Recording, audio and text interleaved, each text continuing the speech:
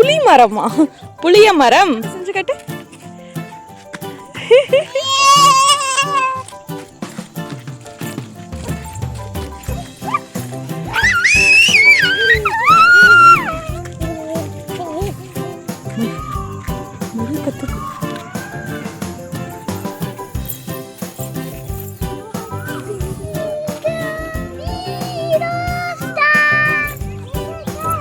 This is tree மரம்.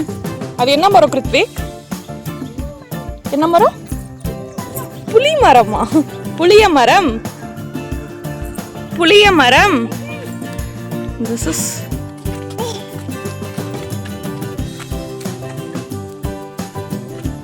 தள்ளக்கூடாது. பாரு நாய் முன்னாடி போறான். போங்க போங்க கிருத்விக் அண்ணா ஹரிஷ் அண்ணா கூட போ.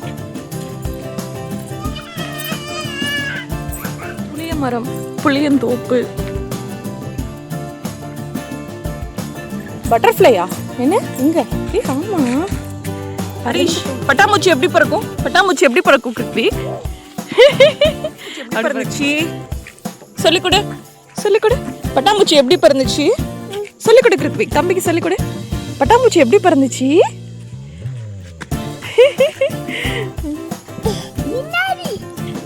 பின்னாடி என்ன? பின்னாடி பட்டர்ஃப்ளையா? மயில் கத்துதுடா. மயில் எப்படி கத்துது?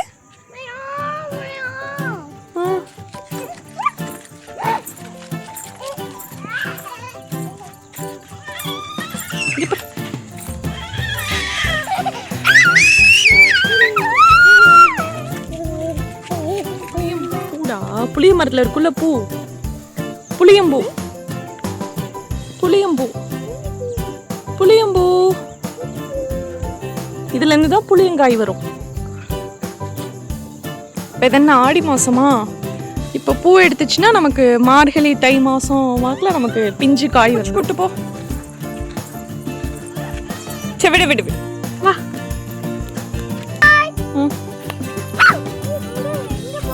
குரு அங்க போறானா? அங்க நம்ம அங்க போல. நம்ம செடிக்கு தண்ணி ஊத்த இப்படியே போறோம். நாங்க இங்க இந்த காட்டுக்கு இல்ல, நம்ம இந்த காட்டுக்கு போறோம். மேல ஏறிக்கோங்க. வதியா இருக்கு. மேல ஏறிக்கூடா. வதியா இருக்குடா. இங்க மேல ஏறிக்கோ ஹரிஷ். மேல போடா. வதியா இருக்குடா.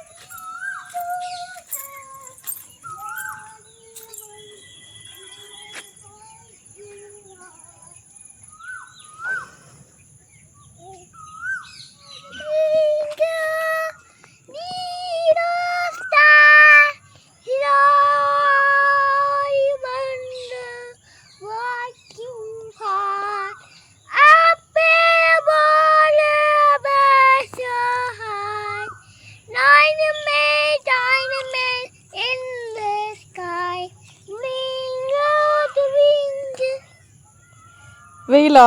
கண்ணு கூசுதா? Super super, good, very good. Clap பண்ணு. நல்லா பாடின, சூப்பர்.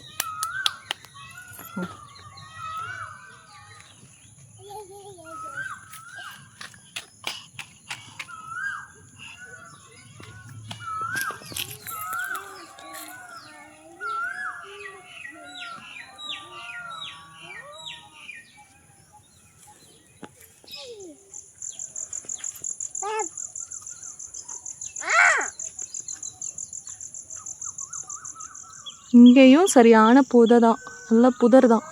ஒரு இந்த புளியந்தோப்பு பாதையில் இருக்கக்கூடிய ஒரு புதர்.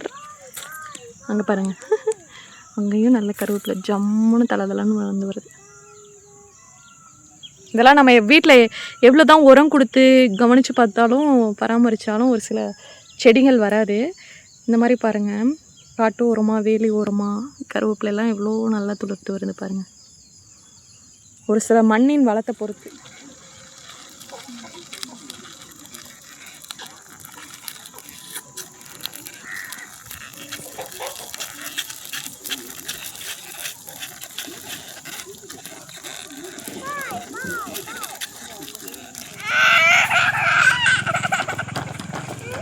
ஆமாம் அண்ணன் கீழே விழ போகிற. போ போ போ.